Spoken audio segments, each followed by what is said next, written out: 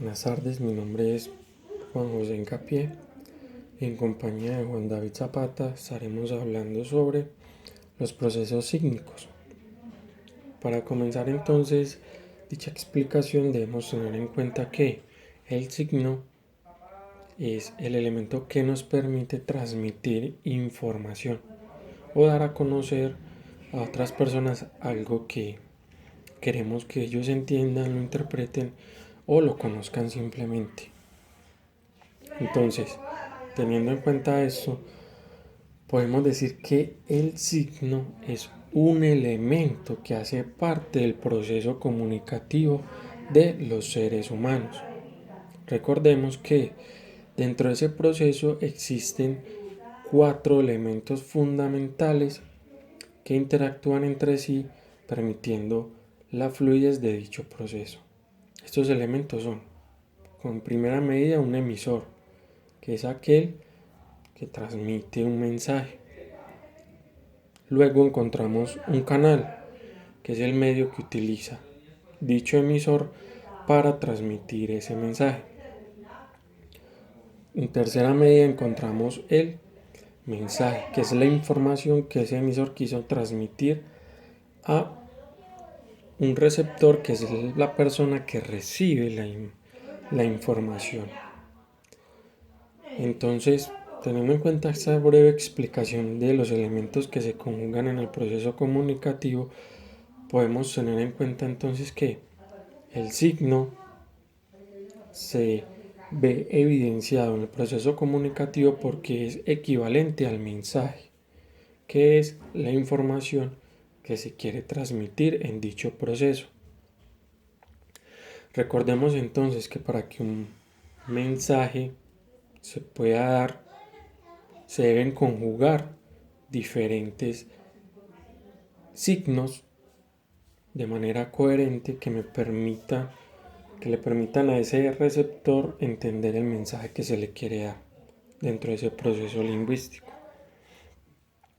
Y ahí es donde encontramos un elemento importante del signo, que es la convencionalidad.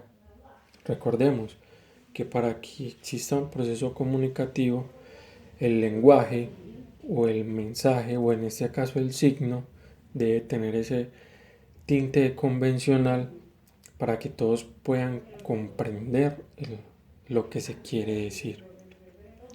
Ya que si no hay la convencionalidad del signo dentro del proceso comunicativo, no habrá realmente comunicación, y eso se ve evidenciado en un ejemplo claro como el cual una persona que no maneje el idioma español no podrá comunicarse con una persona que sí lo haga, y viceversa. En el caso de nosotros, que nuestra lengua materna es el español, vamos a un país extranjero donde no conocemos los signos lingüísticos y obviamente no vamos a poder entablar una comunicación con ninguna de las otras personas, ya que no hay esa convencionalidad entre las dos clases de signos que utilizan cada uno, ya que el castellano tiene unos signos y unas reglas y unos referentes distintos a un idioma inglés, francés o italiano. Es por esta razón que para que exista un proceso comunicativo debe haber un código común en el cual exista un elemento fundamental, que es la significación, ya que si no si no hay significación dentro del proceso de comunicación, será solamente un proceso de estímulo-respuesta y no habrá un proceso de comprensión y de interpretación de dicha información o de dicho signo. Por esta razón pasamos al siguiente elemento, que es el signo como elemento de significación.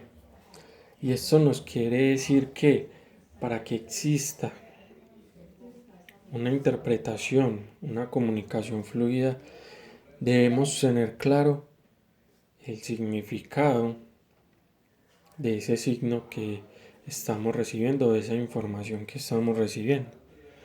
En este caso, teniendo en cuenta todo lo que se habló anteriormente, podemos entender el signo dentro de la significación a través de un triángulo que nos expone tres elementos, el cual es significado, significante y referente. Cuando hablamos de el signo como significante, estamos hablando de que ese signo nos está expresando algo, es una idea, es una palabra, ¿cierto? Que lo que nos expresa no necesariamente está ligado con algo real, con un referente real, que ahí es donde entra el otro aspecto. Tengamos en cuenta un ejemplo claro. Si yo no conozco el significante, tampoco voy a tener una idea clara de qué es un referente. Pongámoslo así. Cuando yo comienzo a leer o tengo acercamiento a la mitología griega, ahí se me habla de diferentes elementos que hacen parte de el espacio imaginario o que no existen, no son tangibles. Por ejemplo, cuando en la mitología griega se nos habla del Minotauro, una persona que no haya tenido acercamiento a ese signo o a esa palabra Minotauro, para él no significará nada, no dirá nada. Aquel que ya haya tenido un acercamiento a la mitología griega, cuando se le habla del Minotauro, a pesar de no ser un ser existente físicamente, hay un referente y un conocimiento o una idea en la cabeza sobre lo que es ese Minotauro, que es una persona con cabeza de toro que vive en un laberinto y que se alimenta de personas. Ahí encontramos conjugados los tres elementos. En ese simple ejemplo, significante, la palabra Minotauro. Significado, lo que es un Minotauro. Y el referente es esa imagen que yo me hago de ese Minotauro a través del significado que se me da, en el cual esa parte del significado la podemos tomar como lo mismo que hace un diccionario, en el cual me da cualidades o significantes que me permiten a mí interpretar y tener un referente de lo que es ese significante. Bueno, espero haya sido claro con la explicación de estos elementos.